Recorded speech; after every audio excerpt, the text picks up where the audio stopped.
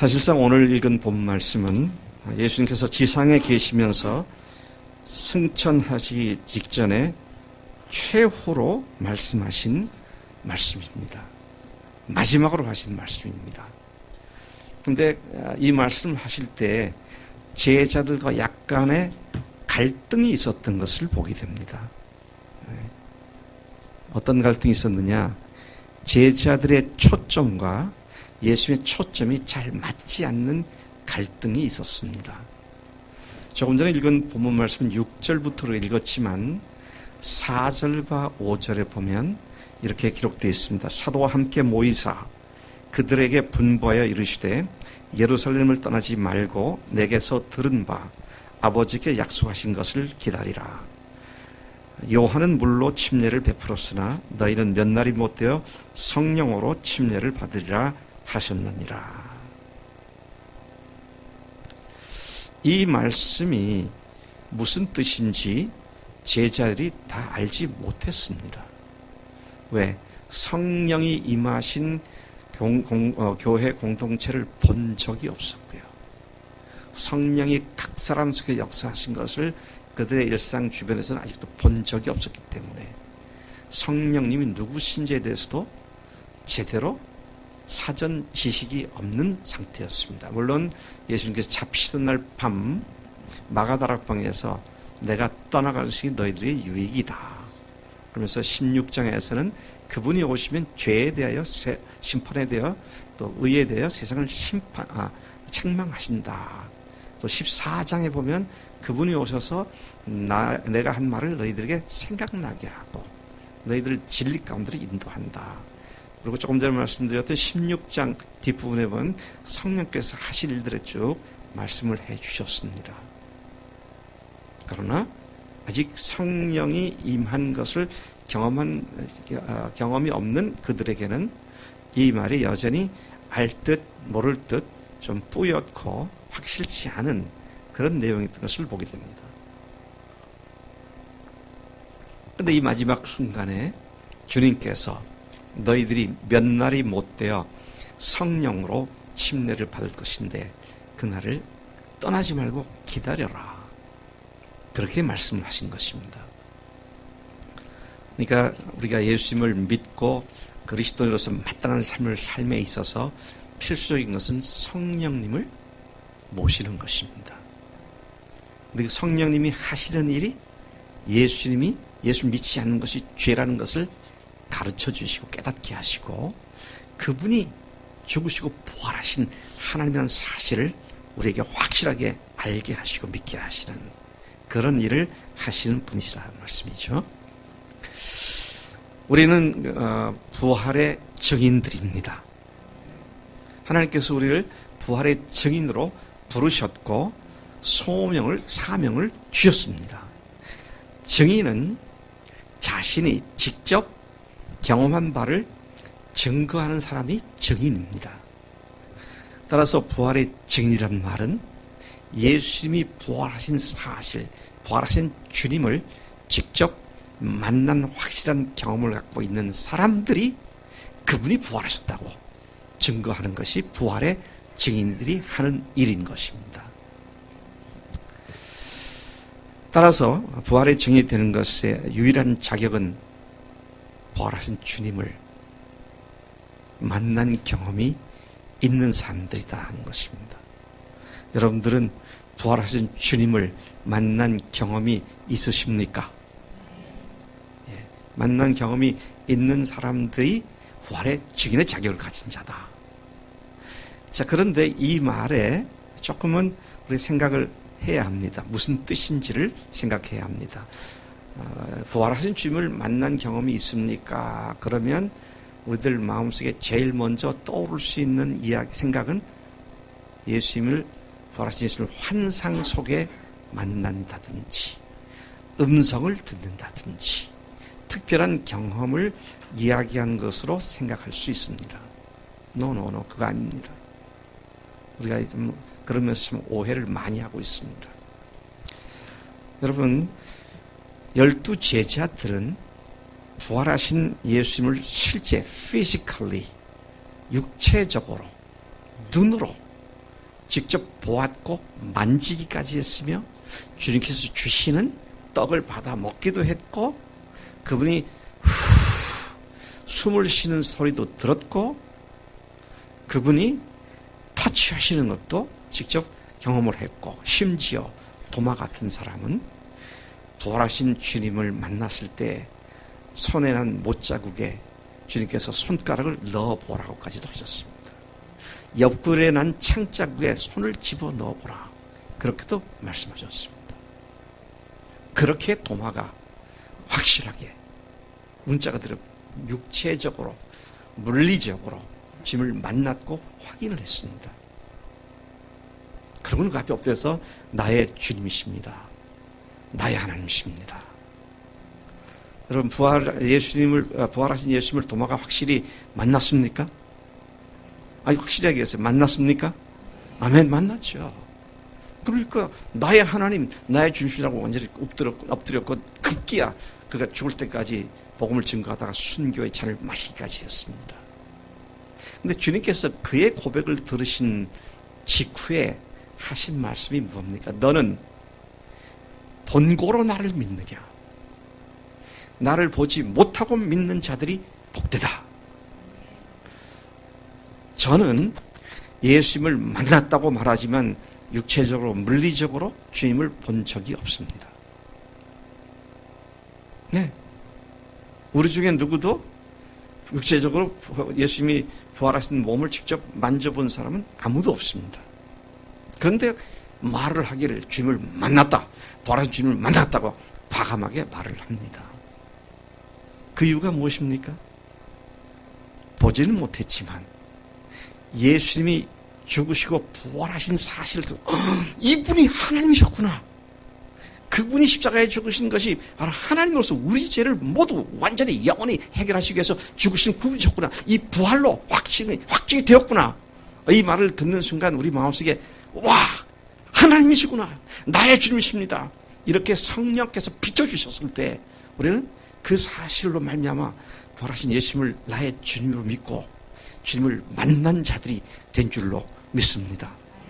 그렇게 만난 자들이 도마보다 더 복되다고 말씀하신 거예요. 여러분, 이와 같은 성령의 역사가 있었기 때문에 그분을 우리가 부활하신 주님을 믿을 수가 있게 된 것이죠. 12 제자들은 예수님을 실제로 만나고 경험을 했고 그걸로 말미암아 그들의 생애가 완전히 바뀌어져 버렸습니다. 그러나 오늘날 우리 중에 누구도 12 사도들처럼 그렇게 주님을 만져본 사람이나 눈으로 직접 본 사람은 없습니다. 그분을 육체적으로 더 이상 만날 수가 없어요. 왜 그렇습니까? 왜 주님을 육체적으로 못 만나고 못 봅니까? 하늘에 올라가셨으니까. He's not here physically. 그분이 육체적으로 지금 여기 안 계십니다. 그러니까 육체로 못 만나죠. 그런데 성령님을 통하여 그분이 누구시고 그분의 부활이 어떻게 하나님이신 걸 증명해 주는지를 말씀을 듣는 가운데 성령께서 그걸 깨닫게 하시고 확증시켜 주셔서 부활하신 예수님이 하나님이시구나. 그분이 나를 위해 죽으셨구나. 이 엄청난 사실 앞에 살이 떨리며 온 영혼이 떨리며 주 앞에 굴복하게 되는 이게 부활하신 주님을 만난 경험이 되는 줄로 믿습니다. 도마에게 말씀하실 때 주님께서 분명히 언급하셨어요. 보지 못하고 믿는 자들이라고. 보지 못하고도 믿는 일이 가능하다고. 근데 그들이 복되다고. 그렇게 말씀하신 것이다 하는 것이죠. 그래서 저는 늘 생각합니다. 많은 사람들이 12 제자들 얼마나 좋았을까. 예수님이 오병이어 역사하는 것도 분명히 보았고 죽은 사람들 살리시는 거 보았고 다 이렇게 보았으니까 그들의 믿음이야말로 확실한 것이지 천만의 말씀입니다. 그들이 그렇게 주님을 하신 일을 모두 보았고 했지만 십자가에 달려 돌아가실 때 다 도망갔습니다. They believe for nothing. 믿은 게 아무것도 아니었어요. 그런데 부활하신 후에야, 죽은 자 가운데 다시 살아나신 후에야 그들이 예수께서 하신 말씀과 성경과 예수께서 하신 말씀을 기억하고 믿고 그들의 삶이 변하기 시작했다고 성경 자체가 그렇게 기록해주고 있지 않습니까? 자, 그런 측면에서 오늘 우리는 예수님을 정말로 만난 경험이 있는가? 부활하신 주님을 내가 만났는가? 자, 이게 부활의 증인의 자격을 갖고 있느냐 없느냐를 결정하는 결정적인 요건이 된다라는 말씀인 것입니다. 오늘 이 아침에 우리가 읽은 본문 말씀은 수백 번도 더 들었을 말씀일 겁니다. 근데 우리가 종종 그 말씀에서 중요한 사실을 간과하고 지나가는 경우가 너무 많습니다. 슬쩍 지나쳐버리는 것들이 너무 많다라는 것이죠. 그래서 오늘 이 아침에 이 본문 말씀을 중심으로 저와 함께 묵상하는 가운데 간과하지 말아야 할 핵심적인 주님의 복된 말씀을 다시 움켜쥐고 주님 앞에 믿음으로 선포하고 나아가는 이런 복이 있기를 간절히 소망합니다. 네. 아까 제가 그랬습니다. 예수님께서 부활하시고 40일 동안 제자들에게 나타나셨고 그리고 승천 직전에 그들을 다시 만나셨습니다. 근데 예수님과 제자들 사이에는 약간의 오해가 있었고 예수님은 끝까지 이 문제를 해결하기를 원하셨습니다. 그래서 예수님께서 성령이 오시면 그분이 너희들로 하여금 모든 진리 가운데 인도할 것인데 그러니까 약속한 그것이 오기까지 예루살렘을 떠나지 말고 기다려라. 너희가 몇 날이 못되어 물로가 아니라 성령으로 침례를 받을 것이다. 그렇게 말씀하셨으면 제자들이 뭐라고 반응을 해야 옳겠습니까? 주님, 성령으로 침례 받는다는 말이 무슨 말씀이세요? 좀 더 가르쳐 주세요. 그러든지 성령으로 침례 받는 것을 우리가 어떻게 알 수 있느냐고 그렇게 묻든지 그래야 되잖아요. 근데 그들이 주님 앞에 질문 드리는 건 전혀 엉뚱한 질문이었습니다. 그래서 제가 주님과 제자들 사이에 약간의 갈등이 있다는 그런 표현을 그렇게 했는데요. 그들이 질문하는 건 주님, 이스라엘 나라를 회복함이 이때입니까? 그렇게 질문한 겁니다. 예수님께서 부활하셨잖아요. 오, 제자들이 이야 우리는 다 끝난 줄 알았더니 부활하셨구나. 이분이 하나님이시구나. 여기까지 와 있어요 지금. 근데 그 하나님께서 이제부터 뭘 어떻게 하시는지에 대해서는 그들은 아직 모르고 있었습니다. 뭘 어떻게 하셔야 하는지, 자신들이 또 어떻게 해야 하는지 모르고 있었어요. 그러니까 자기들이 가치껏 생각해낸 것이 뭡니까? 이분이 하나님으로서 부활하셔서 하나님이 증명됐으니까 이제 하나님께서 이스라엘의 왕이 되셔가지고 전 세계 모든 인류들을 평화롭게 변화시키는 평화의 왕국을 만드시겠구나. 이렇게 생각을 했던 것 같습니다. 왜냐하면 그들이 이전부터 예수님에 대해 그렇게 생각해 왔기 때문에요. 그들은 부활하신 주님께서 이제부터 무엇을 하실지에 대해서 제대로 깨닫지 못하고 있었습니다. 그래서 주님께 질문한 것이 이스라엘을 회복하심이, 하나님 나라를 회복하심이 이때입니까?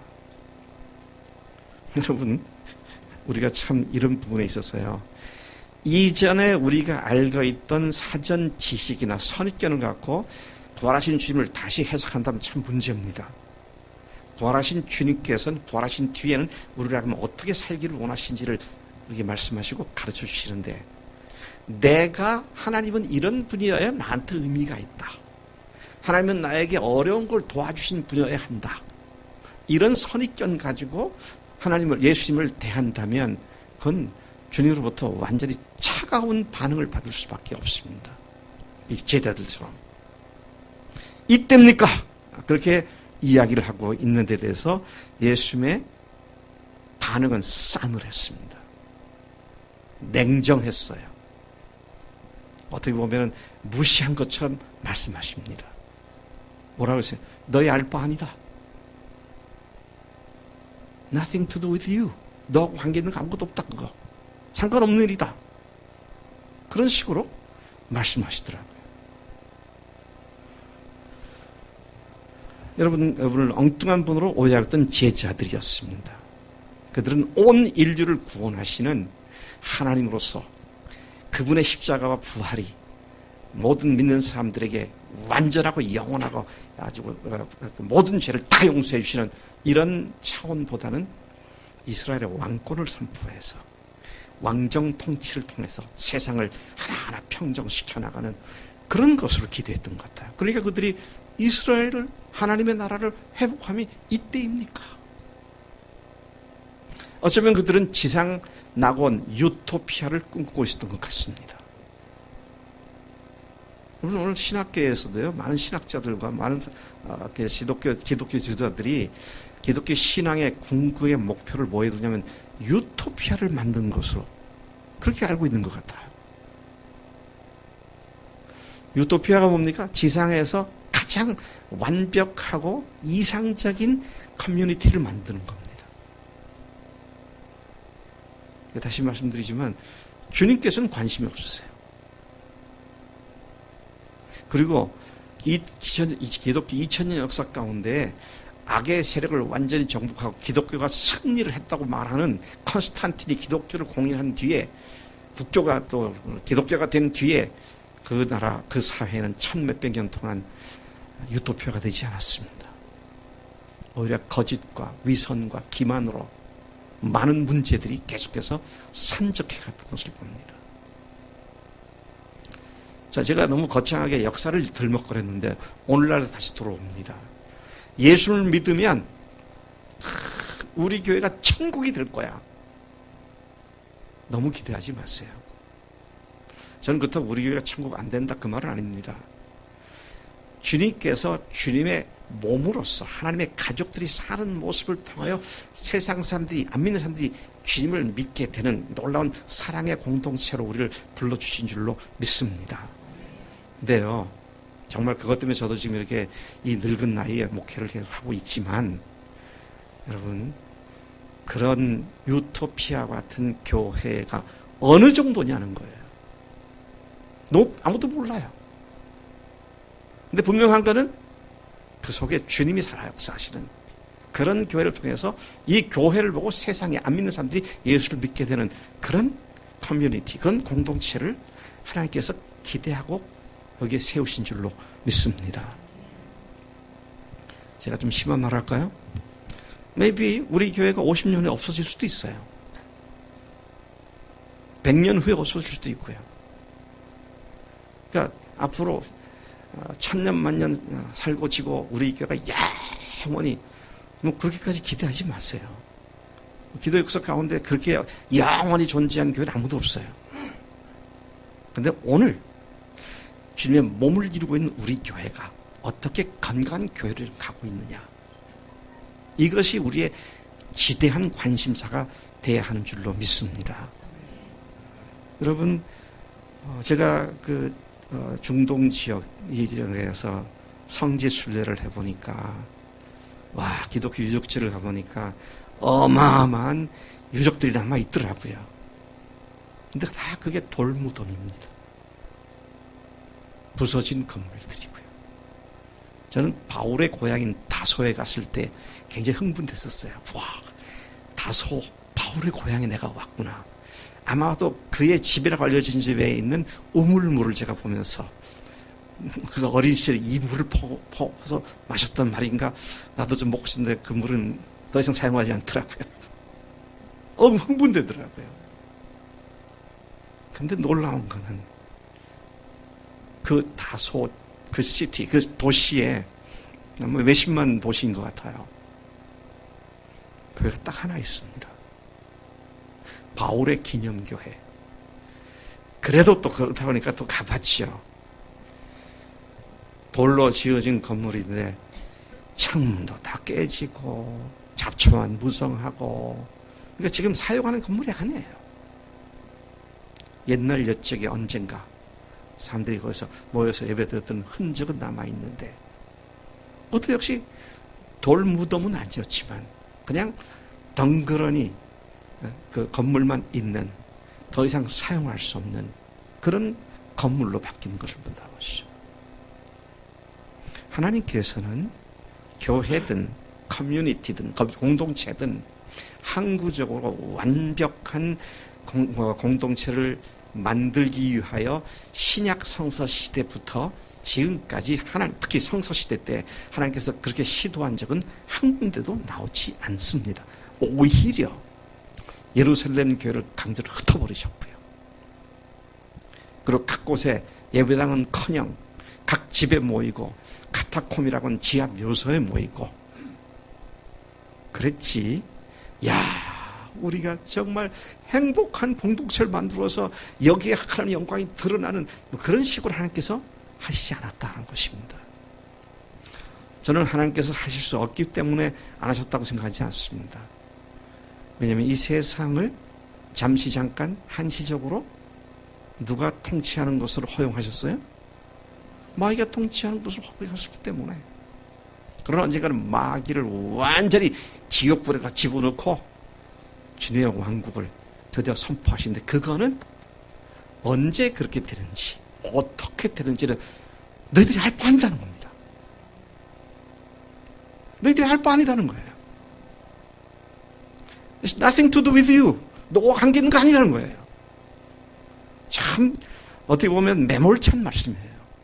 그 때와 기한은 아버지 고난에 속한 것이고 너희들이 알 바 아니다. 왜 그런 걸 묻느냐? 정신 차려라. 그게 아니고 성령이 임하신다. 지금 그렇게 말씀하는 거예요. 7절에서 그렇게 말씀하시고 8절에서 오직 성령이 너희가 임하시면 너희가 권능을 받고 그러면 어떻게 돼요? 예루살렘과 온 유다와 사마리아와 땅끝까지 이르러 내 증인이 되리라. 그러니까 주님의 관심은 유토피아를 만드는 것이 아니라 전 세계에 있는 영혼들을 땅끝까지 가서 그 영혼들을 증거를 통해서 복음의 증거를 통해서 부활의 증거를 통해서 주님께로 돌아오는 이 일을 시급한 문제로 생각하시면서 그들에게 그와 같은 사명을 부여하셨다는 것입니다. 초점이 제대로 되지 않았기 때문에 예수님께서는 제자들에게 초점을 다시 일깨워 주시는 말씀입니다. 여러분, 교회가 또 우리 믿음의 생활이요, 좋은 많은 것을 지향하고 있습니다. 그렇죠? 좋은 사회도 만들고 좋은 행동도 하게 하고 또 뭐 자유와 평등을 누리고 그렇게 하도록 교회가 그런 일들을 많이 해왔습니다. 근데요, 여러분 조심해야 합니다. 아무리 좋은 것이라도 초점을 흐리게 하는 것. 초점이 뭐라고요? 부활을 통해서, 부활의 증거를 통해서 땅끝까지 영혼들을 추수해서 거둬들이는 이 일이 주님께서 그날 승천 바로 직전에 저희들에게 말씀하신 거잖아요. 그래서 여러분, 아주 흉악하게 생긴 것들이, 아주 이상한 어떤 프로젝트나 이런 것들이 복음을 가리는 게 아닙니다. 비슷하거나 꽤 괜찮아 보이는 것들이 부활의 복음을 가리워요. 제가 지난주에도 말씀을 드린 것 같은데요. 와, 성령의 은사 체험, 병 낫는 거, 기적적인 체험, 얼마나 좋습니까? 근데 그걸 통해서 궁극적으로는 뭐가 드러나야 합니까? 부활하신 주님이 드러나야 돼요. 그분이 하나님이시고 그분이 죽으시고 부활하신 하나님이시다. 이게 전파되고 드러나야 되는데 그냥 그런 경험 자체에 관심을 가지고 말미암아 궁극적 초점인 복음이 가려져 버리는, 이건 아니라고 해요. 그럼 제자들이 지금 유토피아를 꿈꾸며 말하고 있는데 주님께서는 너희들 알 바 아니다. 너희들이 관심 둬야 할 건 성령이 임하시면 땅끝까지 이르러 내 증인이 되는 거다. 그렇게 말씀을 하고 있는 것입니다. 오직 성령이 너희에게 임하시면, 오직 성령이 너희에게 임하시면. 참 이상한 건요, 성경에 보면 모든 구절이 다 그렇진 않지만 대부분의 성경 구절이 성령에 대해서 언급할 때 꼭 붙는 수식어가 오직 성경입니다. 네?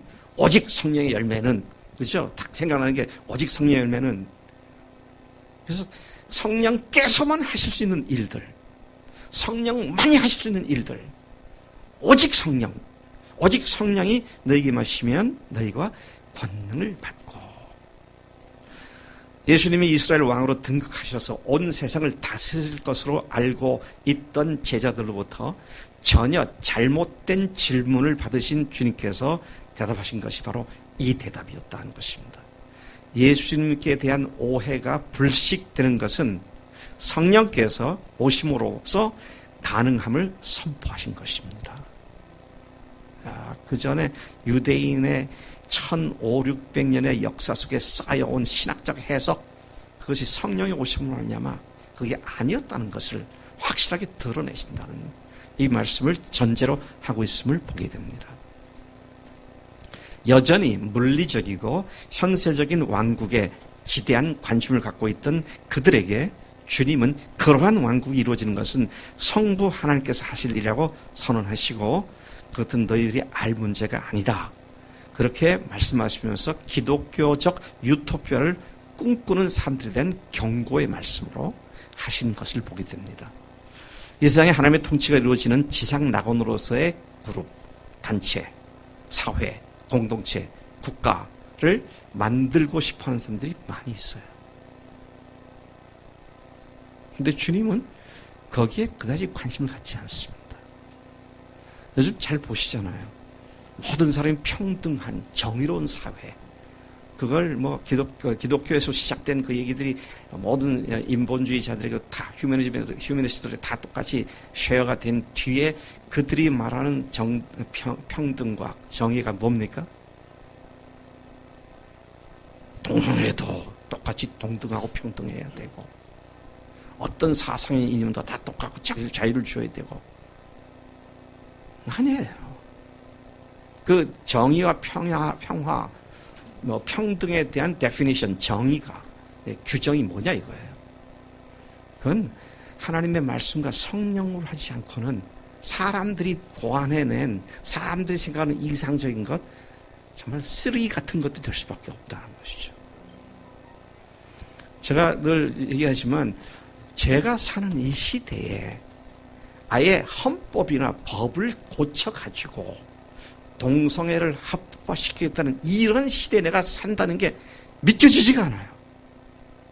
소돔과 고모라의 재판이 이루어질 수밖에 없는 그런 시대에 내가 살고 있다는 게 너무 충격이에요.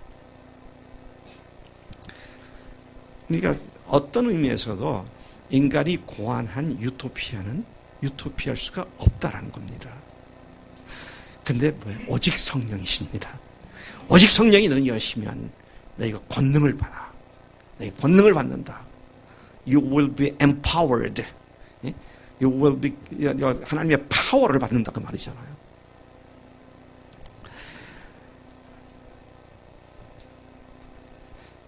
그래서 성령이 임하시면 권능을 받는다. 성령께서 임하시면 가장 뚜렷하게 나타나는 현상이 뭐냐? 권능을 받는 겁니다. 성령을 받았는데 권능을 받지 못했다. 이건 어불성설이죠. 왜냐하면 성령 그분 자신이 우리 속에 들어오시기 때문에, 우리 속에 들어오실 때 권능은 쏙 빼놓고만 들어오시고, 그건 아닙니다. 그 성령의 권능 그 자체이신 주님께서 우리 속에 들어오셨기 때문에 우리가 그 권능을 받은 자가 되었고 그 권능을 누릴 수 있는 자가 된 줄로 믿습니다. 권능이라고 표현되어 있는 다른 번역을 보니까 새 번역에는 능력을 받고 그렇게 되어 있고요. 모든 영어 성경은 보니까 power 그렇게 되어 있더라고요. 성령을 받으면, 그분이 내려오시면 너희들에게 능력을 부어주셔서 너희들을 능력으로 변화시키셔서 그 결과로 내 증인이 되게 할 것이다. 지금 그렇게 말씀하고 계신 것이죠. 부활하신 예수님에 대한 모든 선입견과 오해와 편견을 불식시키시고, 그분이 하나님이신 사실과 그분이 하나님으로서 죽으시고 부활하신 사실을 증거하는 자들로 만들어 주실 것이라고, 그렇게 예수님께서 핵심을, 초점을 정확하게 다시 세워주신 것을 보게 됩니다. 그리스도의 삶은 예수님을 믿고 성실하게 그분의 말씀을 배워서 그 말씀들을 성실하게 지키려는 노력을 함으로써 이루어지는 것이 아닙니다.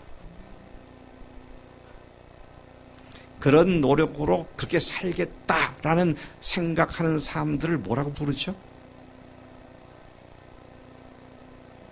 이게 율법주의예요. 율법주의예요.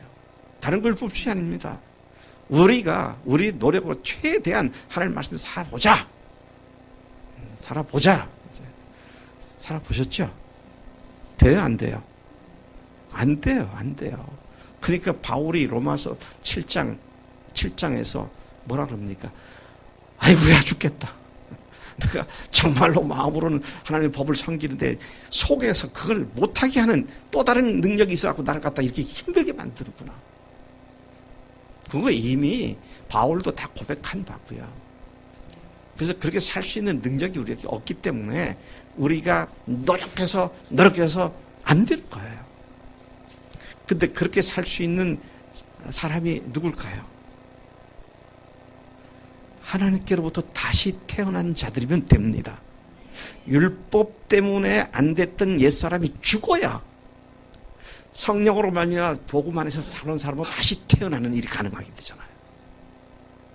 다시 태어나게 되면 우리 속에 성령께서 주인이 되셔가지고 우리의 삶을 그렇게 갈 수 있도록 역사하시고 능력을 주시는 그 일로 말미암아 그 일이 가능한 줄로 믿습니다. 예. 그래서 제자들이 당시에도 하나님 나라에 대한 오해도 있었지만 오늘 현대 그리스도인들이 그리스도의 삶이 어떻게 이루어지느냐에 대한 오해도 대단히 뿌리가 깊습니다. 네. 우리 교회가 잠깐 3년간 저기 유성 고속버스 터미널 앞 대거리 새마을 금고 빌딩 지하에서 새 들어 있었잖아요. 그전엔 공주 산림박물관 앞에 거기 황토방 수양관에서 1년 반을 있었고 근데 거기 있을 땐 지나가던 사람이 한 사람도 안 들어오더라고요. 산골에 있으니까 아무도 안 들어오더라고요. 근데 이쪽으로 보니까 지나가던 사람이 들어와서 목사님이냐고 그렇다고 그러니까 제가 아무개 어느 교회 옛날에 집사였습니다. 근데 제가 그동안 먹고 살기 바빠서 교회를 안 나가는데 회개합니다. 이제 교회에 나와서 목사님 시킨 대로 열심히 잘 순종하겠습니다. 그래서 제가 그랬어요. 어서 오시라고 잘 오셨다고. 근데요 오셔가지고 뭐 하려고 하지 마세요. 그냥 와서 가족으로 같이 재밌게 삽시다.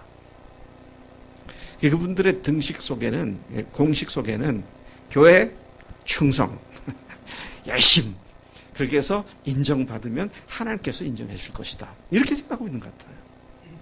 근데 그리스도의 삶이 그런 게 아니라니까요. 오히려 그리스도의 삶은 주님과의 사랑의 인격적인 관계 속에서 최대한의 자유로운 삶을 사는 건데 양심으로부터도 모든 기준으로부터도 자유로워지는 건데 이걸 모르고 뭘 지켜야 되는 거라 생각을 하는 그건 아닌다는 말씀이죠. 그래서 사도 바울이 그렇게 말을 하잖아요. 율법으로 로마 3장 20절에서 율법의 행위로 그 앞에 의롭다 하심을 얻을 육체가 없다. 율법으로는 죄를 깨달을 뿐이다. 또 로마서 7장 6절에서 이제는 우리가 얽매였던 것에 대하여 죽었으므로 율법에서 벗어났다. 그러므로 우리가 영의 새로운 것을 섬길 것이요 율법 조문에 묵은 것으로 아니할지니라. 또 여러분 잘 아시는 대로 그리스도의 삶은 우리가 성실하게 노력하면서 가는 것이 아니라 오직 성령으로만 가는 것이란 사실을 빌립보서 4장 13절이 잘 말씀해 주잖아요. 여러분 빌립보서 4장 13절 암송하시죠? 암송해 보실까요?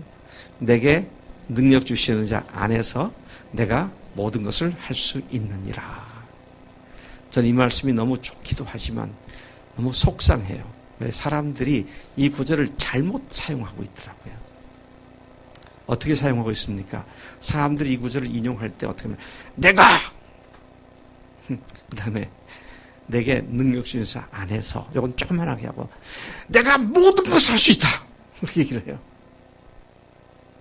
I can do all things 그렇게만 얘기했지 그 다음에 붙어있는 in him who strengthens me 나를 능력이 있게 하시는 그분이라면 조그만하게 얘기를 해요. 그럼 내가 할 수 있다는 거예요. 근데 그 구절은 그렇게 하면 안 되고요. 구절은 어떻게 되냐? 내게 능력 주신 자 안에서 조그만하게 내가 모든 걸 할 수 있다. 이렇게 되는 거예요. 근데 그리스도의 삶이라고 하는 게요, 자기의 노력과 애씀으로 되는 게 아니라니까요. 그렇게 하니 너무 피곤하고 힘든데, 피곤하고 힘들어도 그렇게 해서 되면야 그렇게 살아야지. 근데 안 되잖아요. 근데 보세요. 조금 전까지 예수님이 잡혀 돌아가셨고 부활하셨다고 이들이 다시 모이고 했지만 아직 전도할 만큼 그들이 확신 가운데 있지 못했잖아요.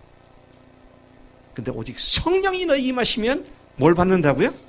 권능을 받아가지고 그냥 예루살렘부터 시작해가지고 땅끝까지 이르러 내 증인이 되리라고 그랬어요.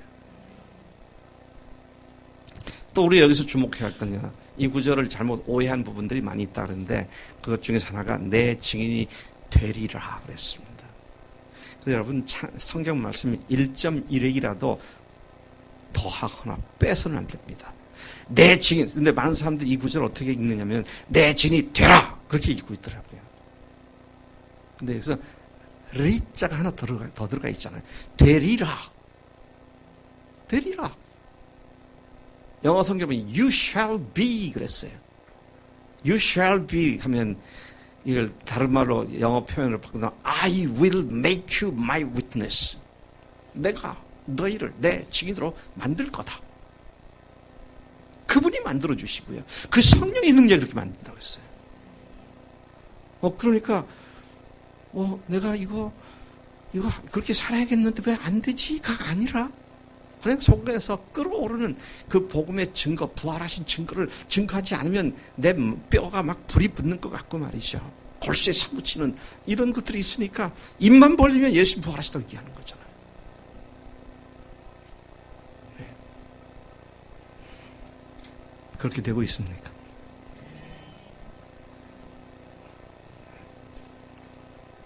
내가 작심하고 나도 전도해야겠다. 그래서 되는 거 아니에요. 예수님이 부활하신 하나님이라는 사실이 실제로 딱 성령으로 믿어지고 그 성령께서 그게 나로 하여금 그 밝은 복의 광채 가운데 딱 비춰주게 되면 그때부터 그냥 외치기 시작하는 거잖아요. 그래서 한 몇 년 전에, 수년 전에 밑에 그 청년 목장 수양회를 우리 교회에서 할 때 제가 지금 우리 자매들이 점심 먹는 그 방에서 그때 이제 혜림이 또 영경이 나래 혜미가 있었는지 모르겠는데 하여튼 내 주연이까지 있어.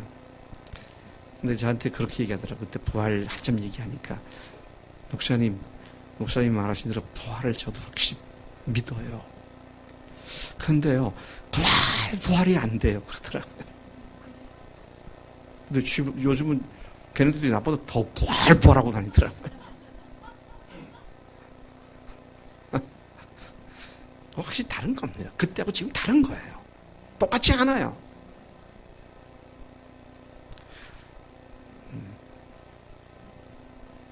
지금 제가 여러분 오늘 부활 얘기할 때 힘껏 얘기하겠다. 부활 얘기할 때 내가 좀 더 힘있게 다이나믹하게 얘기했다. 그래가지고 제가 막 그렇게 하는 것 같습니까? 아니에요. 부활 얘기하면 이게 막 그냥 막 주체가 안 되겠어. 주체가 안 돼요. 그러니까 주님의 사역이 즐거운 거죠. 거기다가 그것이 되어져서 반응으로 간직이 쏟아져 나오니까 이게 뭐 천국을 사는 기분이죠. 그래서 요즘 제가 매우 행복합니다. 그래서요. 네, 다 행복하진 않고요. 걱정이 있어요. 아직 부활이 안 되는 분들이 언제 될까? 그게 또 다른 걱정입니다. 그렇다고 그 믿음이 잘못됐다 그렇게 말하고 싶지는 않은데 어쨌든 부활의 증거가 자연스럽게 터져 나오는 이것이 우리가 소망하는 바고요. 그렇게 될 때에 주님께서 내 속에서 하셨습니다. 그런 고백이 나오게 된 줄로 믿습니다. 그래서 제가 여기 8절을 갖다가 예수님께서 하신 말씀 중에 동사를 쭉 보니까요. 첫 번째 동사는 임하시면 그렇게 했고요.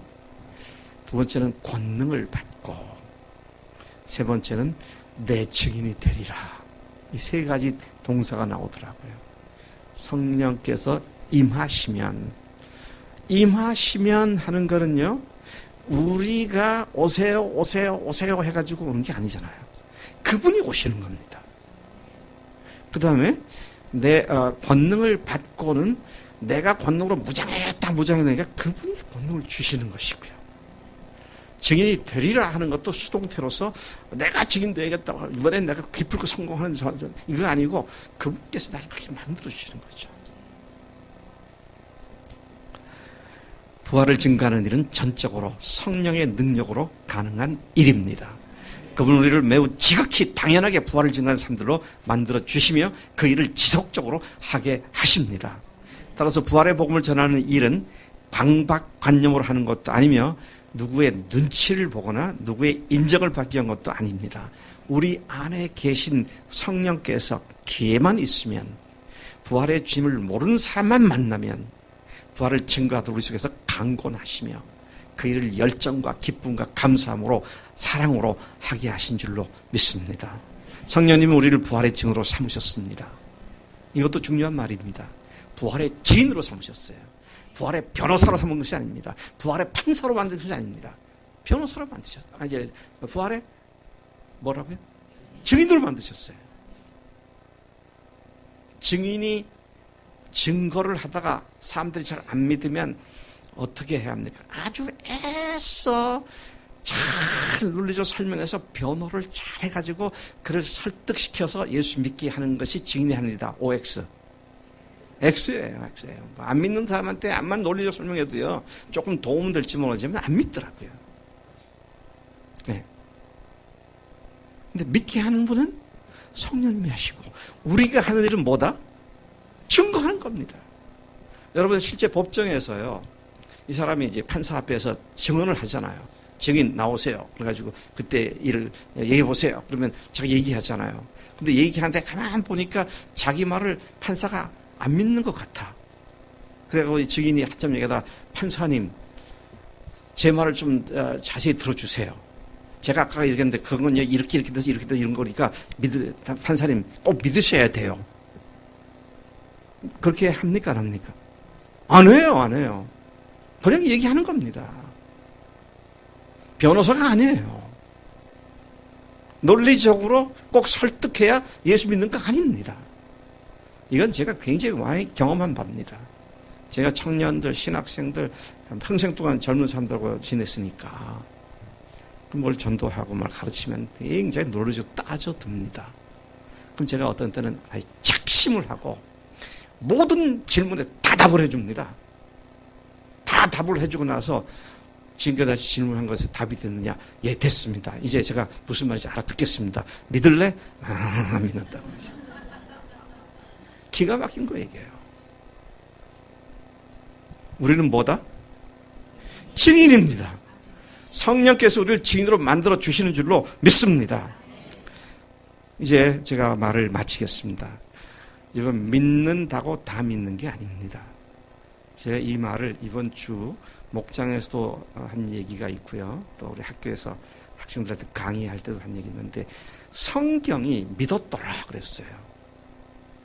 예수님을 믿었더라 그랬습니다. 근데 보니까 안 믿더라고요. 그 성경도 믿었다는 말을 했지만 사실은 안 믿은 수많은 케이스들을 갖고 있더라고요. 머릿속에 즉각 떠오르는 두 가지만 얘기해 볼게요.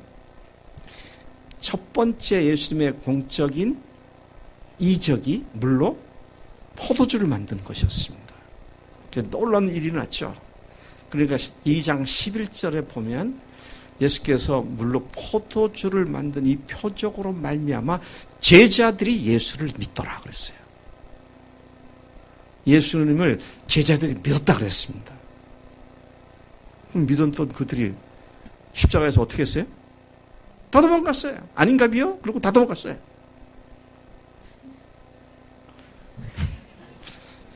저도 사투리가, 충청도 사투리 막 나오네요. 또 더 확실한 것은요, 예수님께서 현장에서 간음하다 잡힌 여인을 유대인들이 잡아왔잖아요. 끌고 왔습니다. 죽여야 말까요? 죽일까 말까요? 그런 고약한 질문을 할 때 주님께서 죄 없는 사람들이 먼저 돌로 쳐라. 다 도망갔고 그 여인을 구해줬습니다. 그리고 예수님께서 다시 유대인들이 모인 자리에서 당신이 진리다, 하나님이다, 하나님의 아들이다, 이런 말씀을 쭉 얘기를 하십니다. 이번엔 사람들이 설득이 됐더라고요. 그래서 8장에 지금 그 말이 나오는데 8장 30절에 보니까 많은 유대인들이 예수를 믿었더라고 그랬습니다. 그리고 31절에서 예수님께서 자기를 믿은 유대인들에게 말씀하십니다. 32절에 뭐라고 했어요? 진리를 알지니 진리가 너희를 자유케 하리라. 근데 여기에서 이 말씀한 거는요, 예수님을 믿은 유대인들이라고 하는 특정 그룹에게 말씀하신 겁니다. 그냥 여러 사람 모였는데 아무렇게 생각해서 자기를 믿은 유대인들에게 말씀하시기를 진리를 알지니 진리가 너희를 자유케 하리라. 그러시면서 예수님이 좀 더 깊이 당신이 누구신지를 더 설명하십니다. 33절 이하에. 쭉 얘기를 하시면서 무슨 말씀을 하시냐면, 아브라함도 내 때 보기를 원했다. 그 얘기를 듣고 있던 유대인들이, 아니 뭐야, 이 자가 자기가 아브라함보다 먼저 있었단 얘기야? 그럼 뭐야, 자기가 하나님이란 얘기야? 이렇게 된 거죠. 주님께서 그 생각들을 아시고 말씀하십니다. 그래, 그들은 나이가 50도 안 되는 이자가 어떻게 아브라함보다 먼저 있단 말이야 하면서 이렇게 시비를 건 거잖아요. 그때 당시에 아브라함은요, 예수님으로부터 1400년 전의 인물입니다. 근데 어떻게 아브라함이 자기가 아브라함보다 먼저 있단 말이냐. 이제 그러니까 문제가 되죠. 근데 주님께서 말씀하십니다. 그래, 아브라함이 나기 전부터 내가 있느니라. 그 무슨 말이에요? 내가 하나님이다. 내가 하나님이다. 제가 한영어 하잖아요, 제가. 그래서 그 구절을 영어로 제가 인용해 볼까요? Before Abraham was born. was는 과거형이죠. is가 아니라 was born. Before Abraham was born 하고 주절이 과거형으로 되어 있어요. 그럼 뒤따라온 종속절로 뭐가 돼야 되나요? 과거가 돼야죠. Before Abraham was born, 그 다음에 I was 그러든지 I have been 그러든지 뭐 그렇게 말을 했는데 뭐라고 하죠? I am 그러신다고요. 그래서 우리말 성경 보면 아브라함이 나기 전부터 내가 있느니라 그렇게 말씀하십니다. 그렇게 번역되어 있어요. 근데 이게 무서운 말입니다. I am 이란 말이 히브리어로 단어를 바꾸면 뭘까요? 야훼 그런 말이 됩니다. 내가 여호와다 그러죠. 자, 이게 누구한테 한 얘기라고요? 어떤 유대인? 믿는 유대인들에게 했는데 그 얘기를 듣더니 돌멩이 들어서 치려고 합니다. 그럼 그들이 뭘 믿은 거예요? 믿는 유대인들이라고 하는데 뭘 믿은 사람들이에요? 그분을 당장 죽이려고 덤벼들잖아요. 자, 여러분, 우리가 이 말씀을 다시 생각하면서 내가 믿는 사람이다. 그런데 내 믿음이 어떤 믿음인가? 되어지리라. You shall be. 만들겠다. 내가 만들어주겠다. 그게 내 속에 지금 이루어지고 있는가? 그걸 생각해 봐야 할까요? 우리 김옥희 권사님이 목장 모임 때 너무 귀한 말씀을 간증해 주셨어요. 제가 그 간증을 들을 때 막 소름이 끼치더라고요. 어떻게 저렇게 표현을 할 수 있을까? 성령께서 주신 그런 생각이구나. 너무 감사하더라고요. 근데 처음에 말씀을 하는데 무슨 말씀하시려고 저러나 그랬더니 우리는 다 밀가루 반죽 같은 존재들이다 그러시더라고요. 원래 시인이시잖아요. 우리 한국 문단에는 등단 안 하시면 저한테는 벌써 옛날에 등단하셨습니다. 근데 우리는 다 반죽으로서 여기 퍼져 있는데 근래 하나님께서 몇 사람을 보내주시더니 그 사람들이 반죽이 되어져 있는 반죽을 막 부풀어 오르게 하는 효소 같은 분들을 보내주셨다. 오, 어떻게 저런 표현을 쓸 수 있을까? 우리가 다 이미 밀가루 반죽인 줄로 믿습니다. 우리가 다 이제 효소가 되어야 돼요. 우리가 있는 곳에서 이 복음을 부풀려서 사람들이 맛있는 빵도 만들고, 또 부풀려서 뭐 만드나요? 빵 만드는 거 말고. 예? 하여튼 뭘 만드는지 간에 하여튼 밀가루 반죽으로 했으면 뭐 생밀가루만 냄새 나죠. 근데 이게 효소가 들어가서 막 부풀어오르니까 놀라운 역사가 일어나고 주변 사람들을 맛있게, 삶이 맛있게 변하게 되고 그렇게 하신 줄로 믿습니다. 하나님 아버지 감사합니다. 우리가 우리의 노력으로나 우리의 작심으로, 우리의 헌신으로 되어지는 것이 아니라 성령이 임하시면 권능을 받고 내 증인이 되려고 하신 이 말씀이 오늘 다시 새롭게 우리를 일깨워주신 것 감사합니다. 이 성령으로 말미암아 예수님이 주님이란 사실에 굴복한 형제 자매들이 모인 이 교회 공동체야. 이 공동체가 참으로 놀라운 하나님의 역사하시는 공동체인 줄로 믿습니다. 하나님, 우리가 성령으로 충만하여 우리 주변 사람들에게 끊임없이 그분이 부활하셨다고, 부활하신 하나님이시라고, 하나님이신 증거가 부활이라고 선포하고 그들 주 앞에서 인도하는 일을 잘 감당하도록 성령 인도하신 대로 순종하는 삶이 되도록 이끌어 주시옵소서. 감사합니다. 예수님의 이름으로 기도를 쌉나이다. 아멘. 아멘.